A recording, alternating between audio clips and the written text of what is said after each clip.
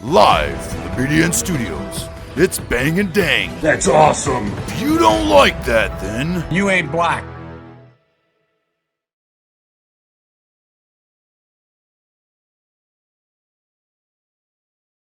Welcome back to Battles of American Civil War, which hosts Bang and Dang, and we are back in the saddle for- again. Because we're back. literally back in the saddle again because we're going into Colorado country. Hey, horses. And yeah, some Indian battles, some Yeah. more, and 5 battles in Wait. this one. The Union are fighting Indians? No? They're fighting all of them. They're fighting all of them. They're fighting everybody. We got the Battle of Buffington Island, the Battle of Manassas Gap, as the retreat from Gettysburg continues. Oh, wow. 3 weeks after the frickin' battle, 2 weeks, whatever it was, 3 weeks. Back at the Battle of Big Mound, the Battle of Dead Buffalo Lake, and the Battle of Salineville. All those short battles, but we make one big episode with them. First up, Battle of Buffington Island, also known as the St. George's Creek Skirmish, Oh. was an engagement in... Wait, how can it be a skirmish and a battle? It's a skirmish battle. A skirbattle. It was an engagement in the Meigs County, Ohio, and Jackson County, West Virginia. Oh, wow. July 19th, 1863, during Morgan's raid. We covered this guy already. Yeah. I thought he got caught, but the largest battle in Ohio during the war. Oh, no, this is when he gets caught. Right. I was thinking about when I was reading it, putting it together. But Buffington Island contributed to the capture of the famed Confederate cavalry raider, Brigadier General John H. Morgan, who was seeking to escape Union Army pursuers across the Ohio River at a ford opposite Buffington Island. Dude, if he would have succeeded and gone all the way up to Cleveland and ran the coast all the way to, like, Maine or Vermont, where all the sympathizers were for the cavalry, for the Confederate, dude, that would have been, think of that. I don't think he would have did anything. He No? didn't have enough people. Right. Had 2,400 people. No, that's nothing. Right. Hoping to divert the attention of the Federal Army of the Ohio from Southern forces in Tennessee, Brigadier General John H. Morgan and 2,460 Confederate cavalrymen, along with a battery of horse artillery, rode from West Sparta, Tennessee, June 11th, 1863, which we told you about just a couple of, I think it was like Williamsport or something like that. Boonesboro, Corydon, Yeah. Funkstown episode. Sure no was. 12 days later, when a second federal army, which was the Army of the Cumberland, it began its Tullahoma campaign, Morgan decided it was time to move north. His column marched into Kentucky, fighting a series of minor battles before commandeering 2 steamships to ferry them across Ohio River in Indiana against orders. Yeah. Where, at the Battle of Corydon, Morgan routed the local militia. With his path now relatively clear, Morgan headed eastward. On July 13th, past Cincinnati. Oh, he did get out to Cincinnati. I mean, I guess it's not really that far in Ohio. Literally in Kentucky still. Right. And he rode across southern Ohio, stealing horses. Oh, you don't want to be a horse thief, bud. That's even worse than a war criminal. He stole horses and supplies along the way. The Union response, not long in coming, as Major General Ambrose Burnside, commanding the Department of Ohio, ordered out all available troops, as well as sending several Union Navy gunboats steaming up the Ohio River to contest any Confederate attempt to reach Kentucky or West Virginia and safety. And safety, right. Brigadier General Edward H. Hobson led several columns of Federal cavalry in pursuit of Morgan's raiders, which by now... Why does the Union have Burnside in Ohio? I don't get that. Remember, he screwed up, Right. and then he refused to... Right. He refused to be under the command of... Right. Meade or somebody. something. Was it? Meade? No, it was maybe Grant even. Right, that's right. And then he got kicked out. And Yeah, he was like, put me in Ohio, I guess. He's one of their best freaking generals. Well, I don't know, because he failed. Right. Brigadier General Edward H. Hobson led several columns of Federal cavalry in pursuit of Morgan's raiders, which by now had been reduced to some 1,930 men. Ohio Governor David Todd called out the local militia, and volunteers formed companies to protect towns and river crossings throughout the region. July 18th, Morgan, having split his column earlier, led his reunited force towards Middleport, Ohio, which is a quiet river town near the 8 Mile Island Ford, where Morgan intended to cross into West Virginia. Running a gauntlet, well, it's still Virginia, first of all. Right. Running a gauntlet of small arms fire, Morgan's men were denied access to the river and to Middleport itself, which had a ferry, and he headed towards the next ford upstream at Buffington Island, some 20 miles to the southeast. Damn. Look at this guy. Arriving near Buffington Island and the nearby tiny hamlet of Portland, Ohio, towards evening on the July 18th, 1863, Morgan found that the ford was blocked by several hundred local militia ensconced behind hastily constructed earthworks. Trying to hide, probably. Ensconced. Is that what that means? Hidden. Or entrenched. Well, behind them, pretty much. Right. As a dense fog and darkness settled in, Morgan decided to camp for the night to allow his jaded men and horses to rest. He was concerned that even if he pushed aside the enemy troops, he might lose additional men in the darkness as they tried to navigate through the narrow ford. The delay proved to be a fatal mistake, obviously. It did. The U.S. Navy's Mississippi Squadron was involved in Battle of Buffington Island. Good. Morgan had brought field cannons with his column. A heavy river blockade and a means was realized early in the chase while Morgan's column traveled easterly towards Cincinnati, Ohio. Lieutenant Commander Leroy Fitch's fleet included the Brilliant, the Fairplay, the Moose, the Reindeer, the St. Clair, Silver Lake, the Springfield, the Victory, the Naumkeag, and Queen City, which were all those damn boats. These were tinclads and gunboats. A few of these steamers lagged behind the zone up, protecting against a possible doubling back of Morgan's column. Right. The forward vessels were each assigned a patrol zone along the Mason, Jackson, and Wood counties of West Virginia by Fitch's instruction. Naumkeag patrolled the Point Pleasant, West Virginia to 8 Mile Island zone, and Springfield guarded from Pomeroy, Ohio towards Letart Islands. Victory's cannonballs have been found along Leading Creek, Ohio. Nice. Its patrol from Middleport, Ohio to 8 Mile Island along with West Virginia Riverbank. The I wonder Magnolia. if there's any more left. I'm sure. The Magnolia, the Imperial, the Allegheny, the Bell, and the Union tinclads and armed packets which were privateers, along with other documented under Parkersburg Logistics Command. Okay. So they got a bunch of other little... Wait a minute. Those weren't included in the other ones. Where these guys come from? Right. The Army's Amphibious Division Officer Major General Ambrose Burnside at his Cincinnati headquarters provided intelligence of Morgan's march, and he towed his flagship Allegheny Bell over to Fitch before the battle. He's like, "Here, take this, buddy." The Amphibious Division tinclads had 4 to 6 large John boats, which are side boats, used to fire rifles from, for landing to give chase and pick up prisoners. Just like little light boats. Well, Fitch's flagship was the gunboat USS Moose. Moose and Fitch's dispatch privateer Imperial were tied up within earshot of the island the night before the battle. It has been, wouldn't it be, well, I guess earshot, but it has been written that Fitch had the boilers fired up and shooting its large cannons at the island on first rifle fire, slightly out of range before steam could make way. All right. Allegheny Bell was a little farther down, tied up along the Ohio side. Having heard Moose's cannons, it made steam and soon brought up Burnside's amphibious infantry.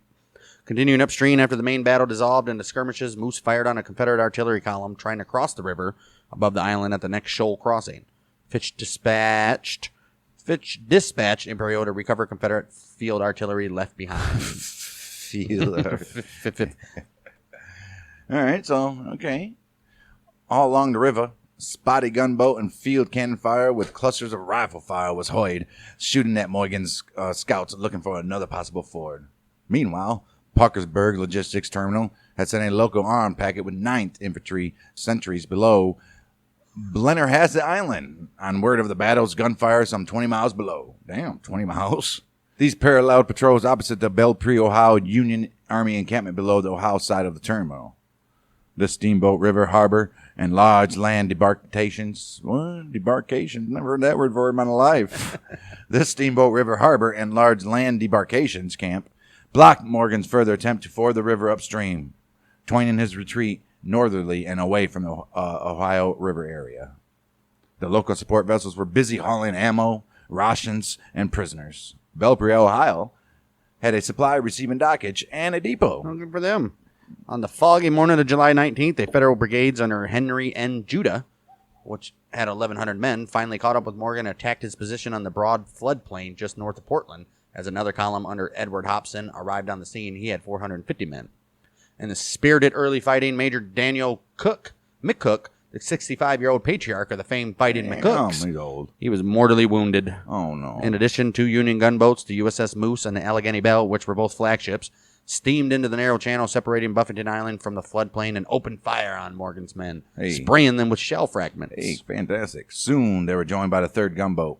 Also brought onto the field were 970 infantrymen under Eliakim Scammon. Although, who the hell is that guy? Eliakim Scammon. Although this force was not actively engaged, though. Therefore, only 1,550 Federals were engaged with Morgan's exhausted men. Morgan, his way to Buffington Island ford now totally blocked, he left behind a small rear guard and tried to fight his way northward along the floodplain, hoping to reach yet another ford. It proved to be an exercise in futility, as Morgan's forces was split apart by the converging Federal columns and 52 Confederates were murdered, with well over 100 badly wounded in the swirling fighting. Damn, that's a lot. Morgan and about 700 men escaped encirclement by following a narrow path through the woods. So lucky. However, his brother-in-law and second command, Colonel Basil W. Duke Basil, He can't go home and face his sister after this. right, he was captured, as were 71 of Morgan's cavalrymen, including his younger brother, John Morgan. How did cavalrymen get captured? Jeez. They got horses. Duke formally surrendered to Colonel Isaac Girard of the 7th Ohio Cavalry. Well, it's his fault then. Morgan's beleaguered troops soon headed upstream for the unguarded ford opposite Belleville, West Virginia, where over 300 men successfully crossed the river to avoid capture, most notably Colonel Adam Stovepipe Johnson and famed telegrapher George Ellsworth. General Morgan, who was halfway across the ford, noted with dismay that his remaining men were trapped on the Ohio side as the Federal gunboat suddenly loomed into view. Well, you're not even supposed to be there, bud. Right. And plus, you lost your bro and your Step bro. bro-in-law. There ain't no way you got your head in the game because all you're thinking about is trying to get them back. He wheeled his horse mid-channel and rejoined what he was left of his column on the Ohio riverbank. Over the next few days, they failed to find a secure place to cross the river. Comparatively, little changed on the Buffington Island battlefield in the first century after the fighting. The only substantial difference was the placement of a stone obelisk marking the battle. You know, those are... A mini Washington monument, pretty much. You know, those are evil. All right. It's a Masonic Yes. thing. They're everywhere. Yes. 1929, the Ohio Historic Society took ownership of the property. 1970, the battlefield was listed on the National Register of Historic Places. Embracing approximately 4 acres near the river, the designated portion of the battlefield was the country's first location. Or the county. No, was the county's first location to be recognized as this type of historic site. It's the only thing Ohio's known for, and basically in Pennsylvania and Kentucky. There are threats to the site as gravel mining operations have been allowed. Oh. The current organization working to preserve the battlefield is the Buffington Island Battlefield Preservation. Well, I would hope so. Preservation Foundation. September 2022. American Battlefield Trust and its partners acquired and preserved 108 acres of the battlefield. Okay, guy. Good for them. What happened? This guy got away for now? I guess. I know he gets caught. Not now. I think it's going to be one of these battles. Have to be. Not Manassas. No, clearly.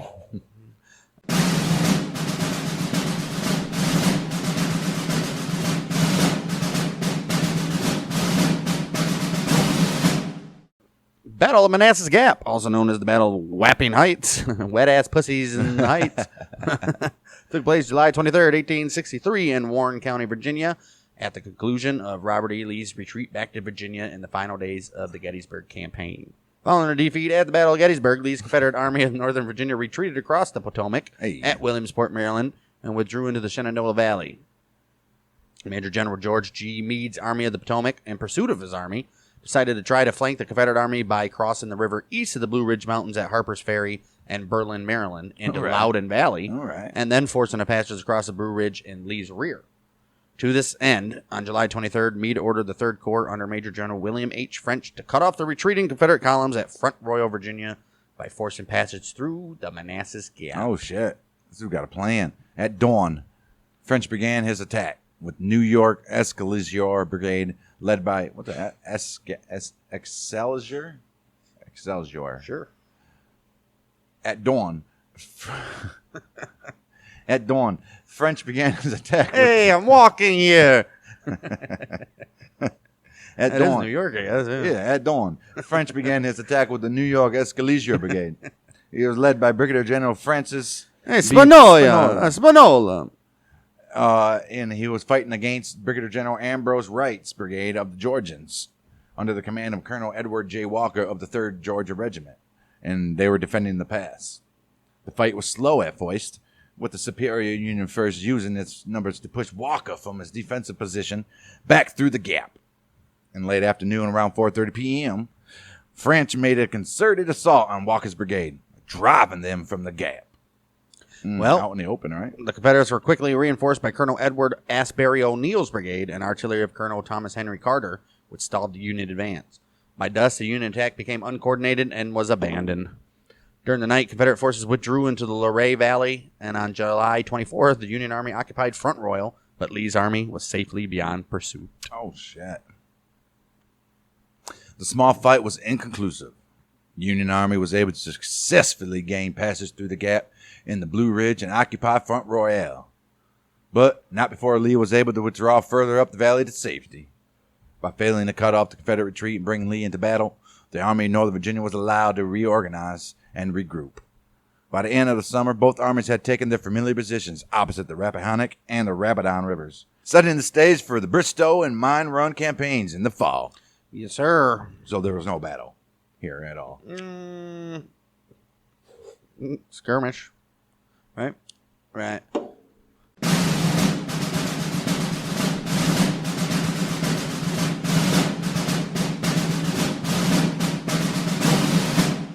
Moving on. Battle of Big Mound, Hey. which took place July 24th in Dakota Territory. Oh. The defeat of Little Crow in the Dakota War of 1862 caused the widespread dispersion of the Santee Sioux, or Eastern Dakota, whatever you want to call them, or whatever they call themselves. Of the 6,300 Santee, 2,000 were taken prisoner. Of 700 of the Lower Sioux from the Maduacanton and Wapakute bands remained at the large. They are wanted. Most of the 4,000 Upper Sioux from the Sisseton and Wahpeton bands, who had been reluctant participants in the war, also remained free. A few of these refugees from the war fled to Canada, but more than 4,000 congregated in the summer of 1863 into a large encampment in present-day Kidder County, North Dakota. No shit. Well, they were joined up there in camp by an unknown but probably sizable number of their Teton, Yankton, and Yanktonoe relatives. Okay, cool. Despite the defeat, however, Santee raids continued in 1863, resulting in more than a dozen white deaths in Minnesota.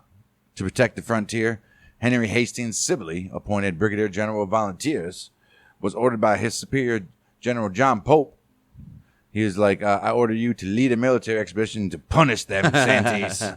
Here's a paddle. All right. On the 16th of June, 1863, Sibley departed from near Fort Ridgely and marched into the Dakota Territory. Dude, that was rough back then. You didn't want to go to Dakota Territory. His army initially numbered 3,320 men, the largest military force ever assembled to combat most Indians. Wow. Most Indians? Oh, all Indians. Ever? Even during the... Yeah, American Indian War. Right.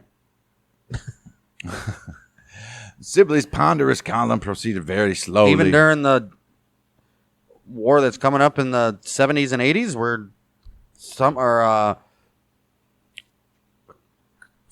Custer's Last Stand and all that shit? Right. Wow. Yeah. Wow. Well, Never. well. Sibley's ponderous column proceeded very slowly northwestward, hampered by drought, heat, and a lack of potable water. Yeah, potable. Oh. Is it potable or potable? Potable. Well, whatever. After a month of travel without having seen a single Indian, wow, Sibley was informed by a group of buffalo hunters. Oh, you might not have seen them. Right. They seen you. He was informed by a group of buffalo hunters, mostly Métis Chippewa, of the location of a large Santee encampment of 600 lodges. Damn. With a stripped-down army of 2,056 men, 1,436 infantry, 520 cavalry, and 100 artillery, plus Damn. 60 mixed blood and Sioux scouts. Sibley located the Santee encampment on July 24th. He halted nearby and sent scout and interpreter Joseph Laframboise. Hey, I know people that are named those. Laframboise. One half Sioux he was. To the Indian camp, proposed a meeting with Upper Sioux leader Standing Buffalo. Sibley believed, probably correctly, that Standing Buffalo and his followers favored peace with the whites. However, Ink Paduta, believed to be implacably hostile to whites, and his band were also in that very Indian camp. There's always those few that were Yeah. anticipating a meeting between Sibley and Standing Buffalo. a group of Sioux and Sibley scouts gathered peacefully on a hill. It was called Big Mound. Good for them. It was about 300 to 400 yards from Sibley's camp. An army surgeon, Dr. Josiah Weiser, approached Big Mound to greet several Indian friends, but he was suddenly shot and killed by Tall Crown, a follower of the Ikpaduta. The scouts and the Sioux opened fire on each other, and the battle began, all because of that stupid Tall Crown. Mm-hmm. Sibley estimated that he faced 1,000 to 1,500 Indian warriors. They took cover behind hills and in ravines. Sibley sent forward 2 companies of the mounted rangers to drive the Indians away from the Big Mound, and supported them with more soldiers and a 6-pounder cannon. Okay. On reaching the top of Big Mound, Sibley could see the Indian warriors retreating, guarding the women and children of the camp fleeing westward with their possessions. The Santee were poorly armed. Only about one half had firearms, and those had little ammunition. Right. Several hundred of the mounted rangers pursued the Indian warriors, protecting the flight of their women and children until nightfall. Most of Sibley's infantry devoted themselves to destroying the large quantities of jerky. Why? Take that shit. All right. Buffalo robes. Take that shit. Cooking utensils. Take that shit. Right. Other goods. Take that too. That were all left behind by the Sioux in their hasty flight. Why would you not take the jerky, though? All right. There. Yeah. And the buffalo robes. Right. Shit's going to be handy in the winter. Cooking utensils. Well, come on.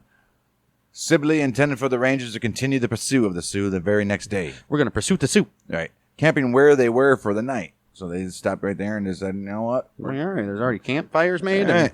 No good spot in any. However, by mistaken order, the Rangers were ordered instead to return to their base, 12 miles from where they were. Wow.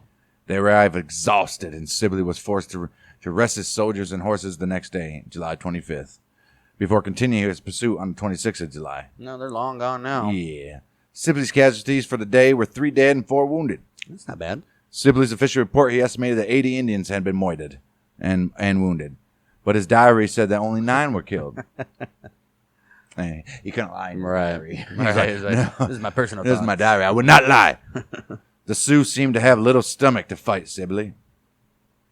Standing Buffalo may have surrendered his followers en masse, if not for the killing of the army surgeon, which precipitated this battle. Yeah, there was no reason. None. Right. The battles of Dead Buffalo Lake and Stony Lake soon followed, as Sibley pursued the Sioux westward. We'll have that battle of Dead Buffalo Lake right now, and Stony Lake will start off our next episode. Battle of Dead Buffalo Lake was a skirmish, obviously, July 26th in Dakota Territory. The Sioux attempted to capture the pack train of the army that was pursuing them. Sibley marched to Dead Buffalo Lake on July 26th, and about noon camped near where the shores of the small lake were. Mounted Sioux appeared shortly on the hill surrounding the lake and Sibley's camp, threatening an attack. Okay. Sibley advanced his artillery, 2 companies of infantry, and his pioneers to a position about 600 yards in advance of his camp and opened fire at long range on the Indians. The Indians withdrew to a safe distance. Obviously. They're like, let's hit over here. Let's move back. Right. The objective of the Sioux seems to have been to capture the army's pack train of horses and mules and immobilize Sibley. They first attempted an assault on Sibley's left flank, but were checked by a company of mounted rangers and 2 companies of infantry. Indians then disappeared into the hills. Several muleteers in Sibley's camp assumed the engagement was over, and they took the livestock out of defense lines to graze. They're like, hey, you guys go and eat. I'm going to get myself some water. The Sioux reappeared in force on the right flank and made another effort to capture the stock. But they were also repulsed in a brief close quarter fight by 2 companies of cavalry and 6 companies of infantry. Sitting Bull, armed with only a whip, was said to have counted coup. What? Pretty much stole. You sure? Overpowered. You sure? Fuck you, Wikipedia. Yeah.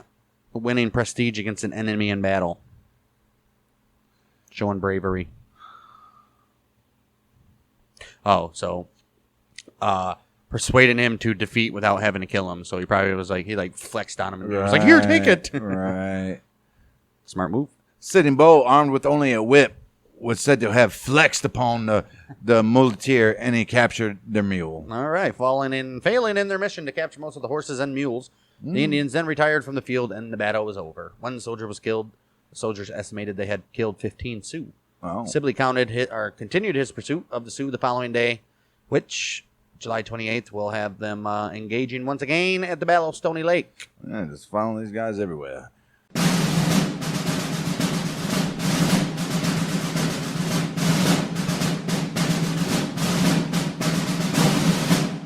Moving on. Battle of Salineville occurred July 26, 1863. It was near Salineville, Ohio, during Morgan's raid.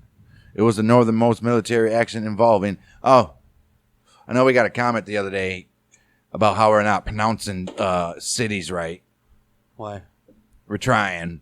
Who said that? Somebody did say we said... Why do you see these comments and I don't even get notifications for them at all? Right. Something about Aldi. Do we have a town Oh, named yeah. Aldi? It's Aldi, like Aldi or whatever. Yeah, Aldi. I think we were calling it Aldi. Aldi. Aldi. Yeah, same thing. Whatever. Right, whatever. That was weeks ago anyways. Right. So, I mean, come on, guys. Sorry. I mean, I get it. Anyhow. It's Salineville anyway, so I don't know why you would it could be mispronounce that. It could be Salineville. We don't know. Salineville. It's Ohio, dude. Ohio's a fucking weird. Wow. Well, Ohioans are weird people. I mean, they...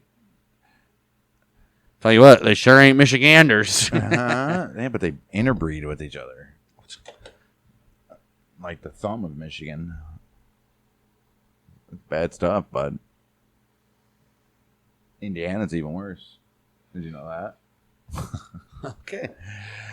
The Battle of Salineville. Wow, just talk shit about every state and, you know. The Battle of Salineville, Kuwait.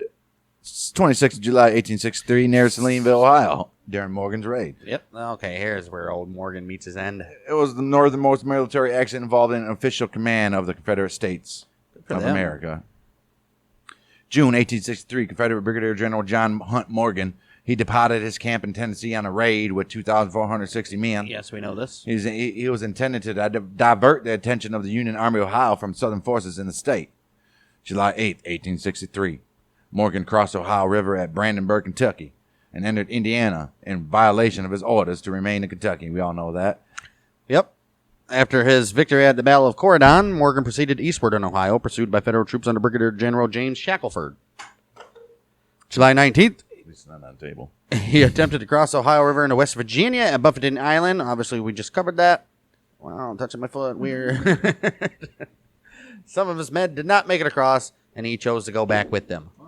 However, Union forces under Brigadier Generals Edward H. Hobson and Henry M. Judah captured an estimated 800 to 1,200 of Morgan's force, while some 300 under Colonel Adam Stovepipe Johnson managed to cross. Damn.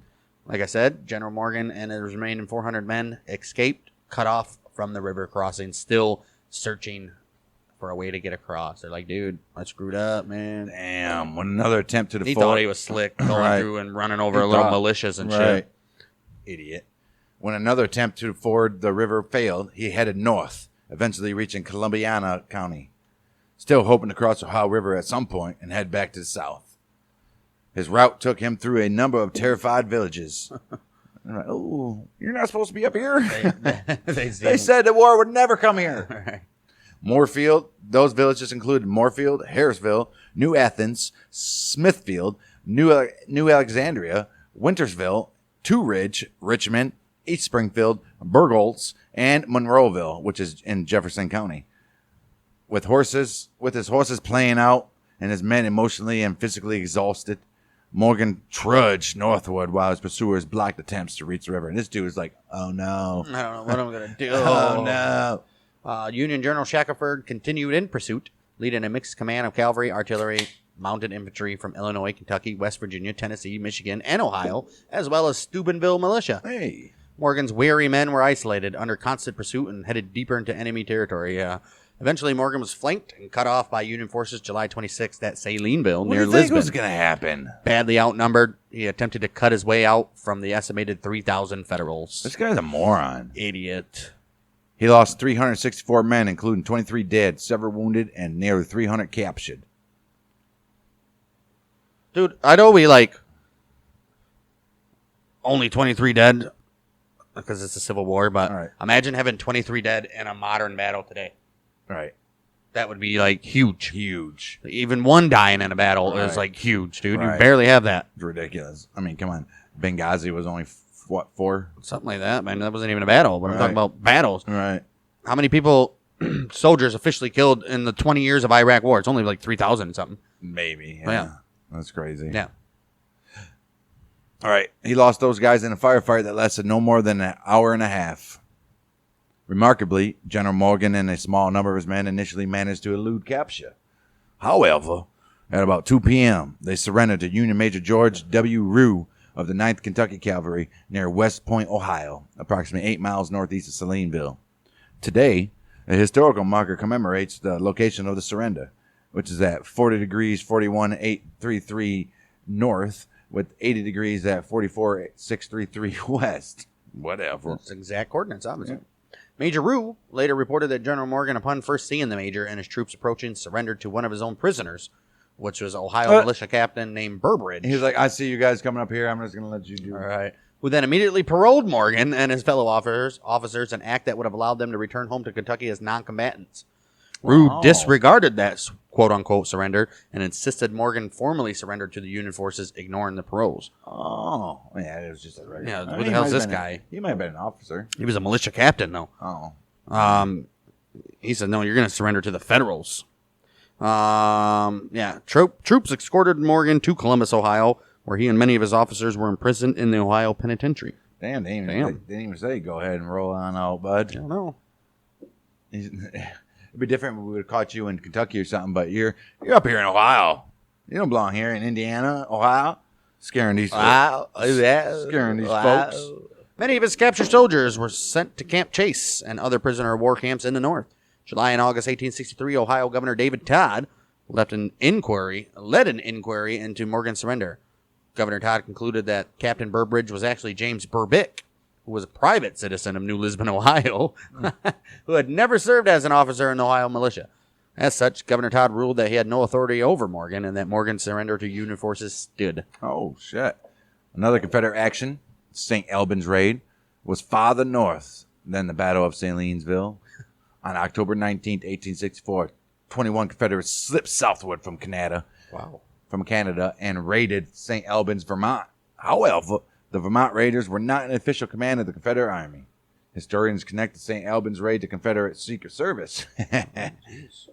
General Morgan's place of surrender at West Point is considered to be the northernmost point reached by an officially organized Confederate body during the Civil War. But they weren't even officially organized because they were denied.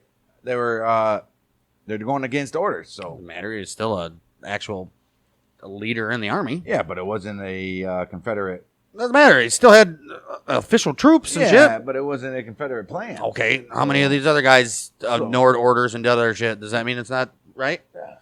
Recognized? I think so. Recognized game, baby. There you go. 5 small battles. General Morgan finally, his reign of terror in Ohio ends. But the reign of terror in Dakota, well, like 17 of them. Will not end until next week, which was the third and last engagement, which is the Battle of Stony Lake of Sibley's campaign against those Indians. And then we'll also have the Battle of Second Fort Sumter, Brooklyn, Kansas, Chattanooga, and the Lawrence Massacre. The Lawrence Massacre might be the most messed up one, as it's known as Quantrill's Raid.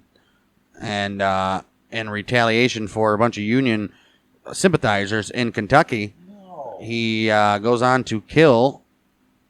He raids the town and I believe kills almost 100 and something. He killed around 150 unarmed men and boys in that town, slaughtering them. Men and boys? Yes. And so yeah, the Confederates are dirty pieces of shit. It's a guerrilla group.